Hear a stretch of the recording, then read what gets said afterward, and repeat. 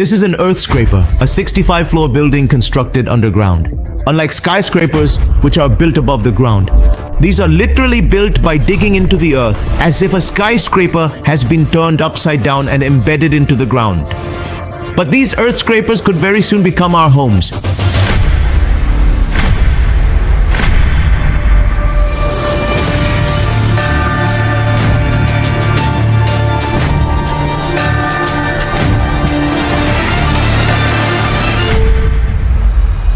This is one of the most beautiful cities in the world and also my personal favorite, the city of love, Paris.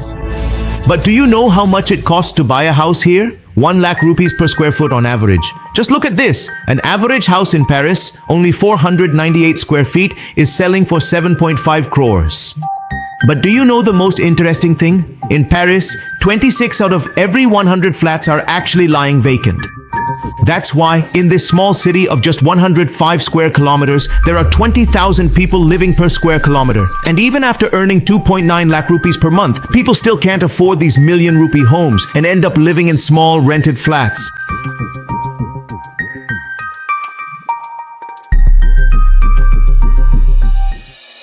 Now, you must have also noticed that in France and many other European cities, tall skyscrapers are not built.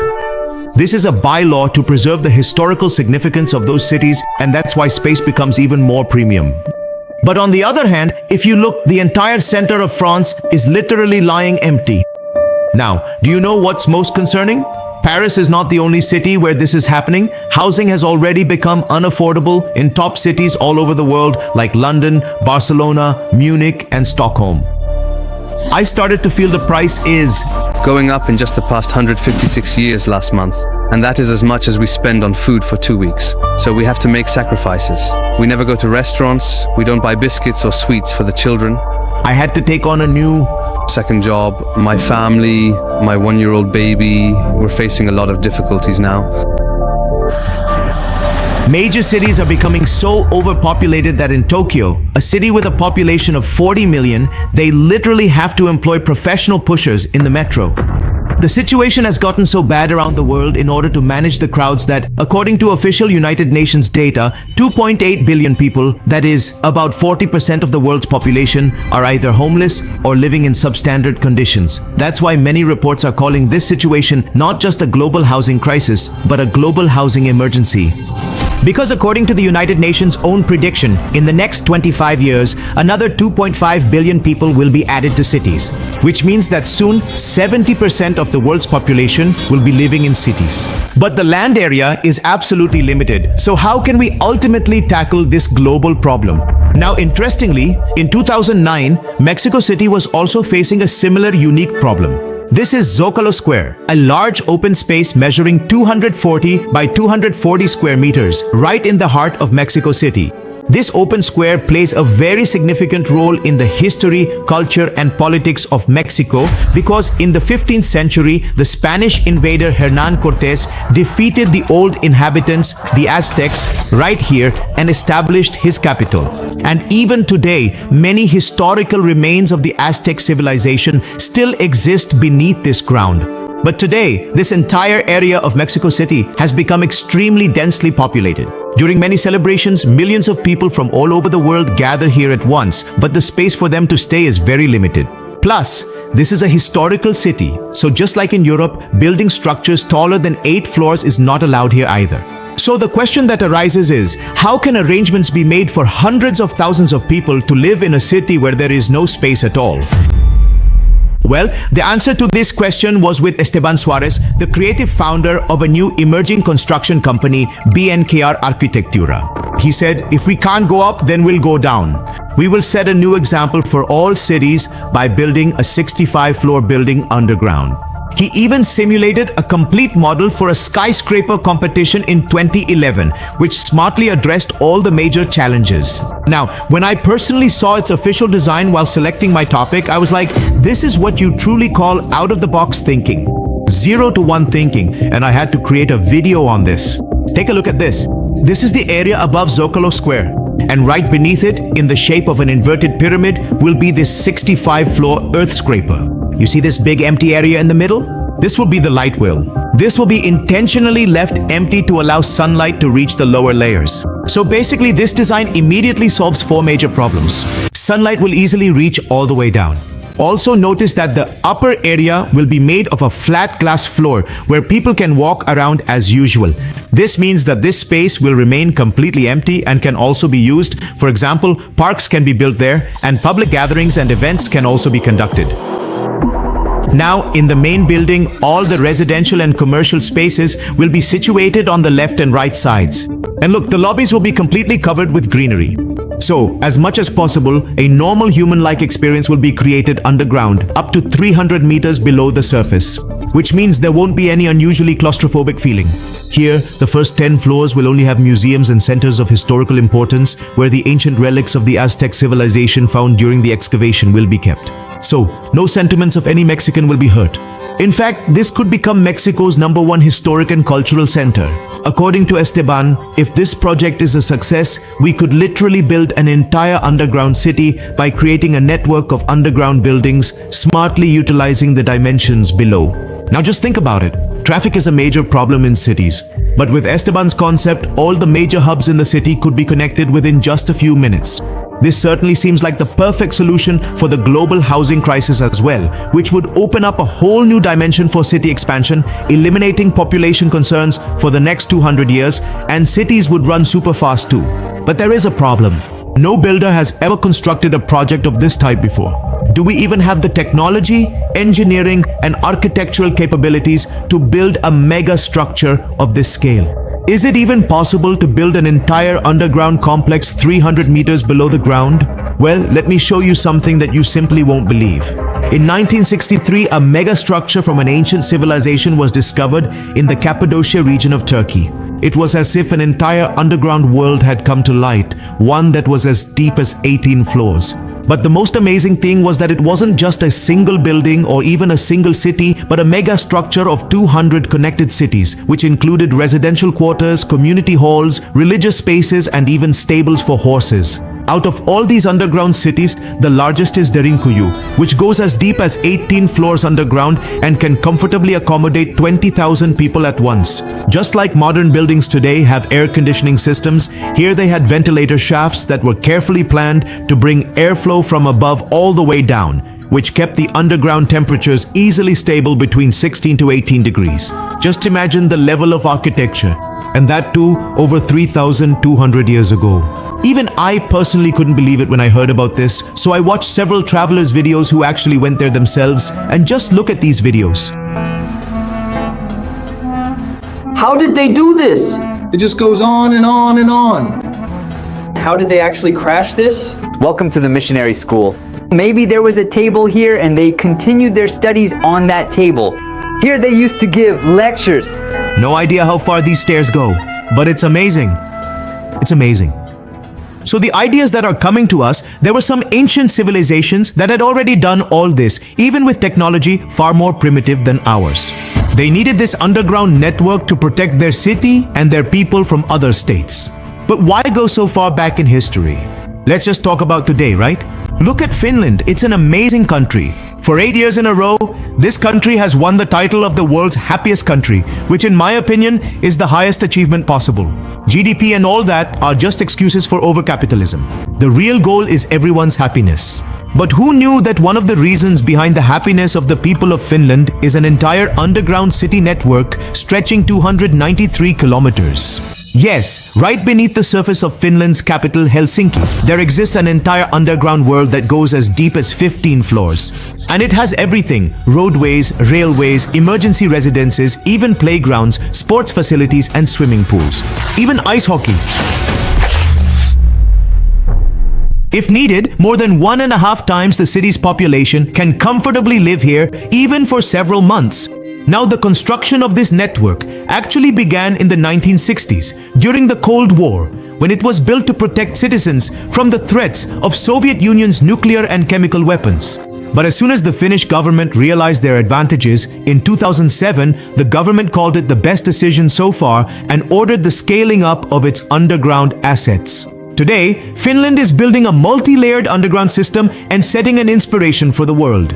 While cities around the world are struggling under the burden of overcrowding, Finland has created an underground road network right beneath the city center of its capital. This network connects directly end-to-end to corporate offices, hotels, restaurants, and even supermarkets. This means that half the city is running underground, while regular crowds and tourists can comfortably travel on the open roads above. Finland is now gradually pushing all its space-consuming yet important infrastructure underground, relocating and settling them step by step.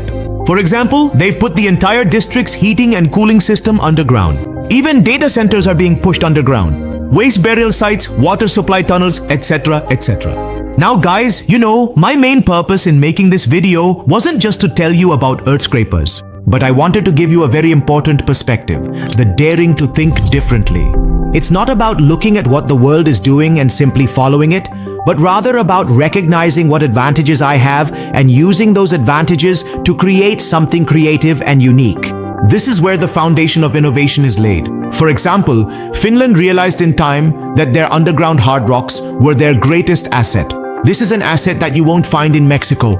They then used this asset to open up an entirely new underground dimension, which not only provided safety from Russia, but also made their cities fast and free, setting an example for the world. Now, before we dive into the details of the Mexican scraper, let's also learn about this concept from Japan, the master innovator. Once again, our goal is not just to learn scientific facts, but more importantly, to develop a scientific mindset and perspective. So you could literally say that Japan is one of the unluckiest countries in the world. Earthquakes, floods, typhoons, tsunamis, you name it. All of these things happen regularly there. But it's exactly because of these reasons that Japan is decades ahead of even many developed countries in technology, turning disaster into opportunity. Take a look at this map. This is a map of the rivers flowing through Japan's capital, Tokyo. You can see how dense the network of rivers is. Today, Tokyo has over 100 rivers and canals. For comparison, New York City has 4, Mumbai has 5, and Delhi has just 1. Plus, Tokyo's biggest disadvantage is that this entire area of 124 kilometers falls within the 0-meter zone. That means it's literally below sea level. Around 1.4 million people live in these areas, and if a typhoon hits or there's heavy rainfall, flooding here is inevitable. History is proof. Japan has suffered losses worth billions of rupees because of these flood damages. And finally, in 1992, fed up with all this, Tokyo decided to take on nature head-on. After 13 years of rigorous underground digging and construction, they built a massive underground canal network, 50 meters below the ground. That's as deep as 17 floors, spanning 6.3 kilometers. GCANs. And since then, it has managed to prevent 80 to 90% of floods in Tokyo.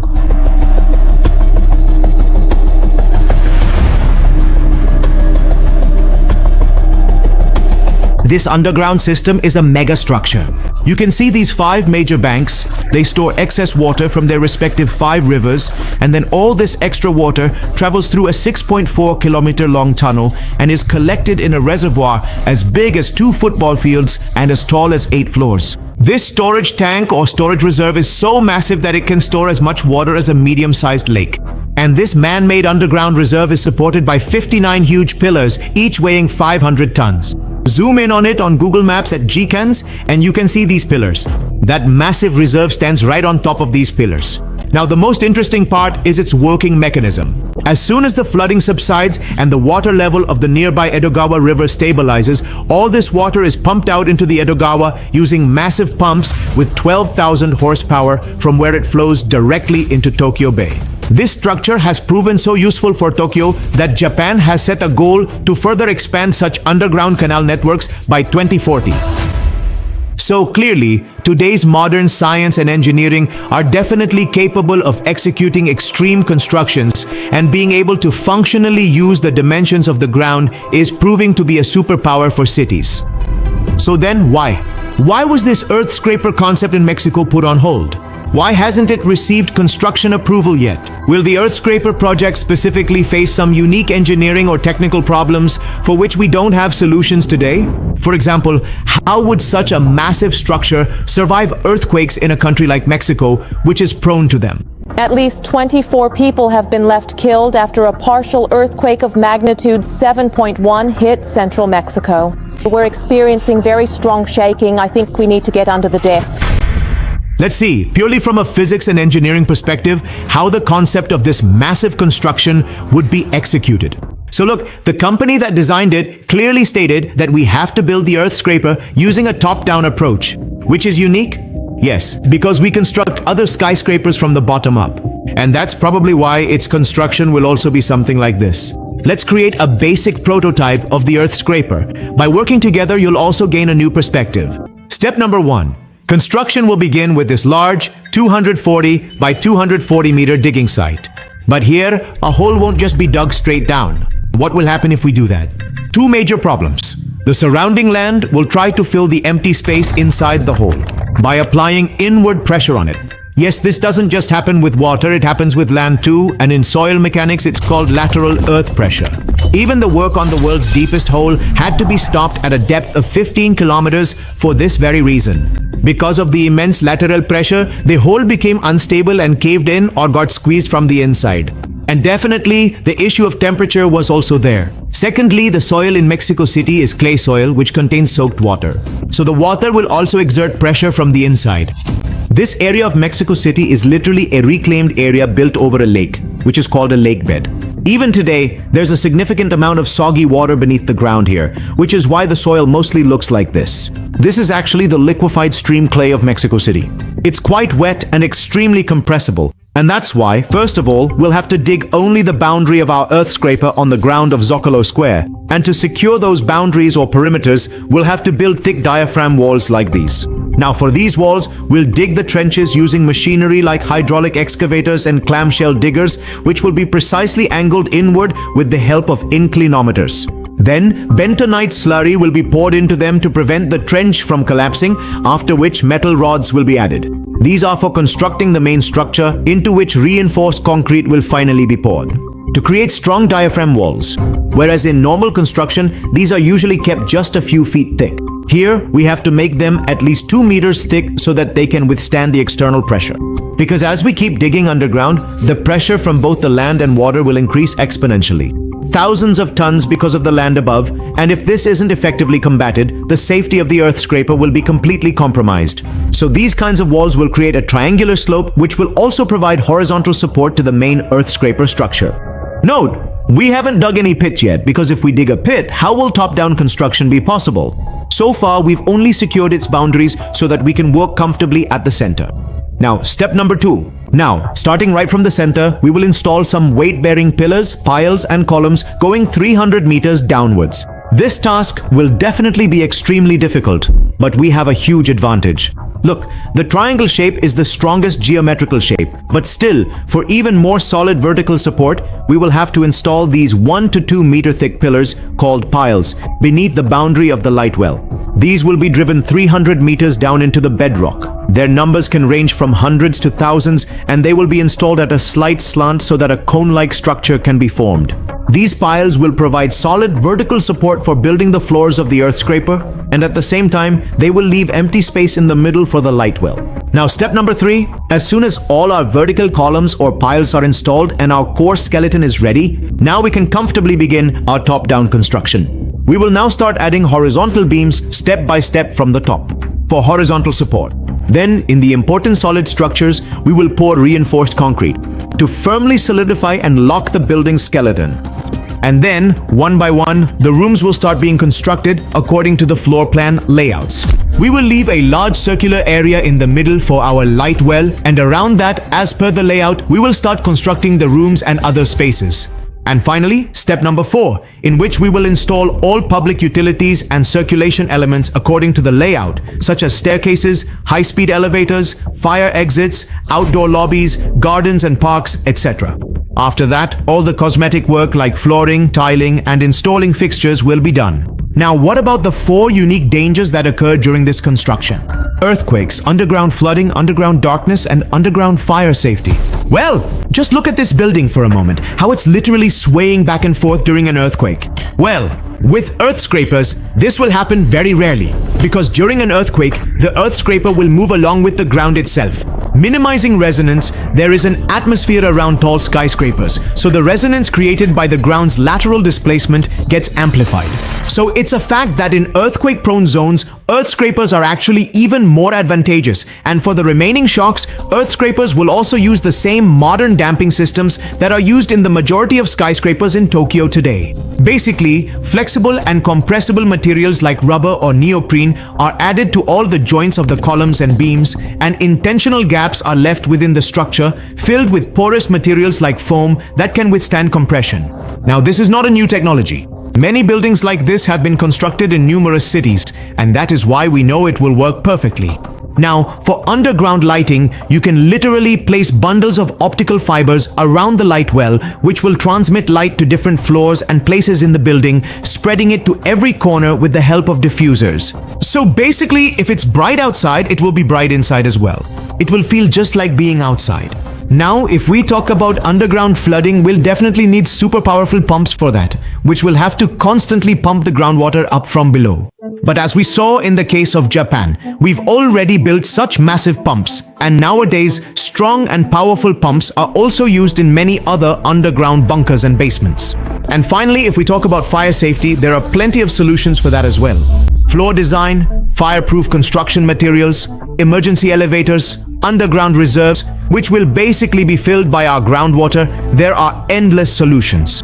So, in principle, what exactly is there in this entire construction that is impossible for us? What's the big deal about digging 300 meters? We've dug pits several kilometers deep all over the world.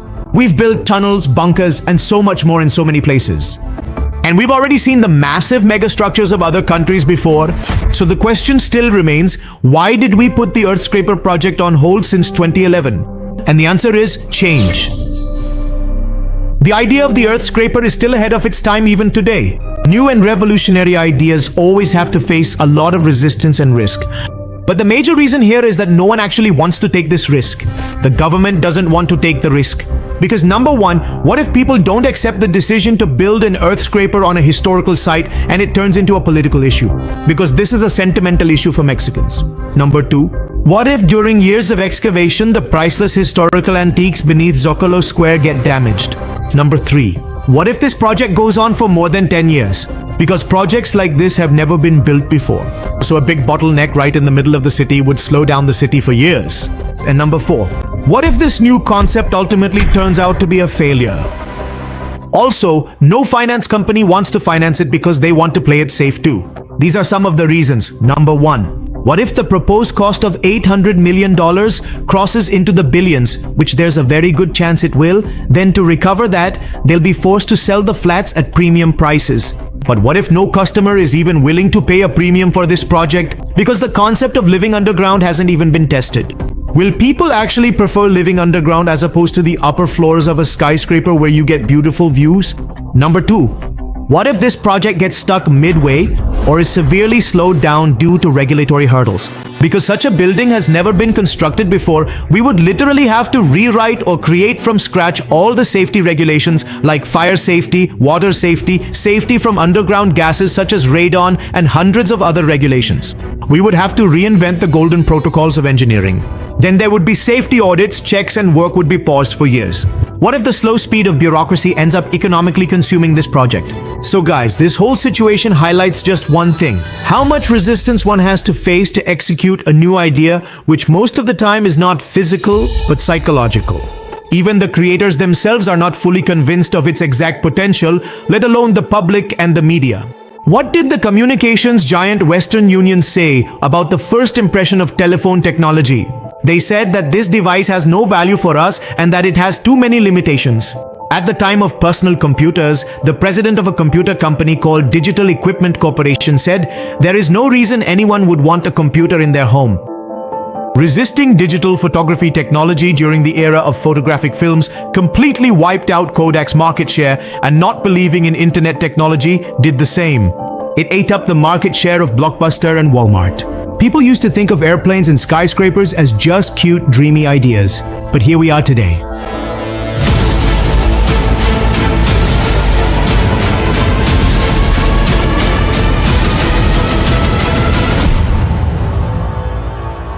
No one can predict what the true power of technology is. But here, Countries like Finland, Japan, and Singapore have already set a precedent, and now all that other countries need is a really urgent necessity, which will make them do all the hard work too. Gaurav Thakur signing off. On that note, stay curious, stay human.